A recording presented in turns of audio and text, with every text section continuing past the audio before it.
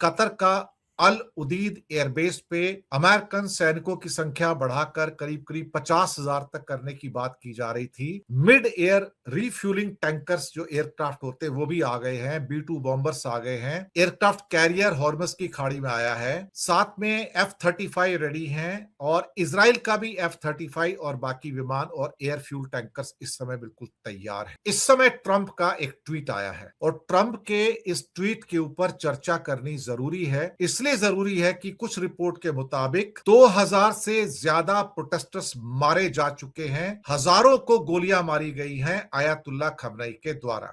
और मैंने ये भी कहा था कि ये खेल पूरा का पूरा जो रचाया गया है CIA और मोसाद के द्वारा रचाया गया है। तो ये भी दूध के धुले नहीं है, मैं आपको बता दूं। ना तो अमेरिका दूध का धुला है, ना इजराइल दूध का धुला है, लेकिन लोगों के ऊपर जो गोलियां बरसाई जा रही हैं वो भी ठीक नहीं है। अब मैं ट्रंप के उस ट्वीट की बात करना चाहूंगा, उस मैसेज की बात करना चाहूंगा जिसने मुझे मजबूर किया कि मैं आपके सामने इस प्रोग्राम को लेकर आऊं। क्या हो रहा है? वेनेजुएला को टेक ओवर करने के बाद ईरान के अंदर सत्ता में परिवर्तन, the power change is just around the corner. और इस बात की पुष्टि आज जो मिस्टर मर्ज हैं, जो जर्मनी के चांसलर हैं, जो भारत की यात्रा पर हैं, उन्होंने कहा है आज इंडिया में कि अयतुल्लाह खमनई's डेज आर नंबर्ड, बस कुछ ही दिनों का वो मेहमान है। ये बात चांसलर मर्ज ने भारत में कही है, आज कही है। लेकिन ट्रंप ने क्या कहा, वो जो छोटा सा 4-5 लाइनें हैं बहुत इंपॉर्टेंट हैं। उसके अंदर सारा का सारा अर्थ छुपा हुआ है कि अल्टीमेटली अमेरिका शायद ईरान के ऊपर बड़ा अटैक करने जा रहा है, बहुत बड़ा, और ये इजराइल के साथ मिलकर होगा। और ये कभी भी हो सकता है, आज रात को भी हो सकता है, ये कल भी हो सकता है, परसों भी हो सकता है। वो टाइमलाइन मेरे पास नहीं है, वो टाइमलाइन सिर्फ ट्रंप के पास है। ट्रंप ने क्या कहा है, गौर फरमाइएगा। डोनाल्ड जे ट्रंप का ये ट्वीट 13 जनवरी 8:13 क्या कह रहे हैं, सुनिए गौर से। Iranian patriots keep protesting, take over your institutions, save the names of killers and abusers, they will pay a big price. I have cancelled all meetings with Iranian officials until the senseless killing of protesters stop. Help is on its way. MEGA, make Iran great again. Listen to me. MEGA, make Iran great again. President Donald J. Trump. ये अभी कुछ देर पहले का Trump. मैं इसको आपको जो पूरा ट्रंप का ये ट्वीट है, मैं से आपको हिंदी में भी बता देता हूं।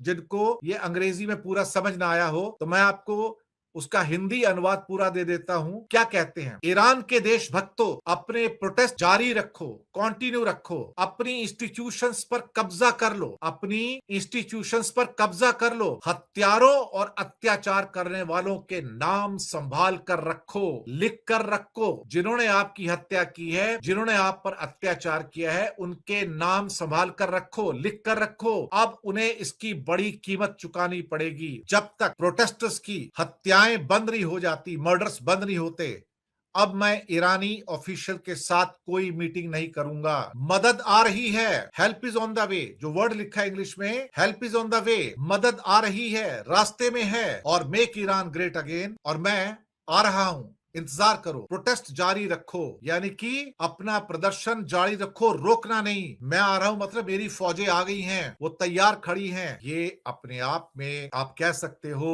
ये ट्रंप की लास्ट वार्निंग है, बिल्कुल लास्ट वार्निंग है। ये शायद वार्निंग ये भी कह रही है कि या तो तुम देश छोड़कर भाग जाओ, नहीं तो हम तुम्हें मार डालेंगे। याद करो वेनेजुएला के अंदर जब एक्शन हुआ था, उससे 1 हफ्ता 10 दिन पहले की बात है, मैंने ये न्यूज दी थी, कई बार दी थी, जब ट्रंप ने कहा था कि मादुरो देश छोड़कर भाग जाओ, कहीं भी जाओ, रूस जाओ, यहां जाओ, वहां जाओ, मैं तुम्हें वेनेजुएला छोड़ने का मौका दे रहा हूं, देश छोड़कर भाग जाओ। लेकिन वो भाग कर नहीं गया और अल्टीमेटली उसे जानवरों की तरह घसीट कर अमेरिका ले गया। ये जो ट्वीट आया है इस समय, इसको आप लास्ट वार्निंग समझिए कि तुम छोड़कर भाग जाओ, ये तुम्हारा लास्ट मौका है। अदरवाइज मैं तुम्हारा वही हाल करूंगा जो मैंने मादुरो का किया है। यही होने जा रहा है। हम ये नहीं कहेंगे कि अयतुल्लाह खमनई ठीक कर रहा है या ट्रंप ठीक कर रहा है। हमारा काम आप तक खबर पहुंचाना है। हमारा जो काम है वो आप तक खबर पहुंचाना है, वो हम कर रहे हैं। पूरे यूरोप से, यूरोपियन यूनियन से और वेस्टर्न नेशन से जो अमेरिका का मिलिट्री एक्शन होने जा रहा है उसको सपोर्ट मिल गई है। और जैसे कि मैंने कहा कि भारत के अंदर होके जर्मनी के जो चांसलर हैं, चांसलर से बड़ा कोई नहीं होता जर्मनी में, वो इस समय भारत में हैं और उन्होंने भी आज कहा ईरान के बारे में कि आयतुल्लाह खमनई के कुछ ही दिन बचे हैं, चंद दिन बचे हैं, सिर्फ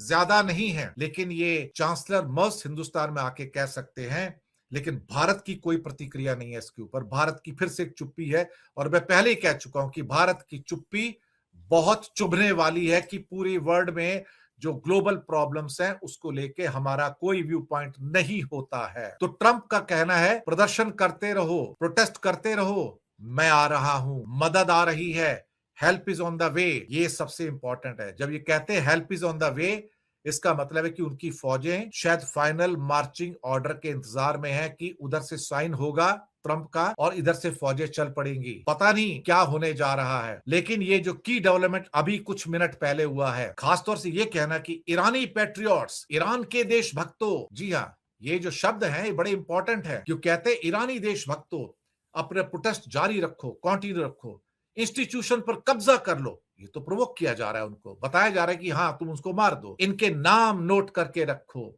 इन्हें इसकी कीमत चुकानी पड़ेगी। Make Iran great again. मुझे लगता है कि जो है अब यही है। अब क्वेश्चन ये पैदा होता है कि कितने दिन और। लेकिन एक कहानी इसकी और भी है कि जितने भी गल्फ के लोग हैं, जितने भी गल्फ की सरकारें हैं, Saudi, Qatar, Kuwait, Jordan, Africa का इजिप्ट, यूएई, ओमान, सब के सब ट्रंप के साथ खड़े हैं। ये सब इस्लामिक मुल्क हैं। आप सोचिए, ये सब के सब इस्लामिक मुल्क हैं, लेकिन ये इस्लामिक मुल्क के खिलाफ लड़ रहे हैं, ईरान के खिलाफ लड़ रहे हैं। आप ये भी सोचिए, तो दगा करने वाला कौन है यहाँ पर, धोखा करने वाला कौन है? आप जिस एयरबेस का इस्तेमाल किया जाएगा वो एयरबेस भी तो इस्लामिक कंट्री का है, कतर का। वहां के एयरपोर्ट्स यूज किए जाएंगे B-2 बॉम्बर्स के द्वारा, F-35 के द्वारा। जो लैंड बॉर्डर यूज किया जाएगा ईरान में अटैक के लिए डेल्टा फोर्स से, वो इराक होगा, वो भी इस्लामिक नेशन है। और बाकी जॉर्डन का यूज किया जाएगा एयर स्पेस पूरा का पूरा इजराइल के द्वारा, वो भी इस्लामिक मुल्क है। यानी कि सारे के सारे इस्लामिक मुल्क एक साथ जंग कर रहे हैं एक दूसरे इस्लामिक मुल्क के खिलाफ, और एक क्रिश्चियन कंट्री और एक ज्यूज कंट्री को सपोर्ट कर रहे हैं। अब आप किसको दोष दोगे यहाँ पर? आप कहोगे इजराइल कर रहा है, आप कहोगे CIA कर रहा है, आप कहोगे मोसाद कर रहा है।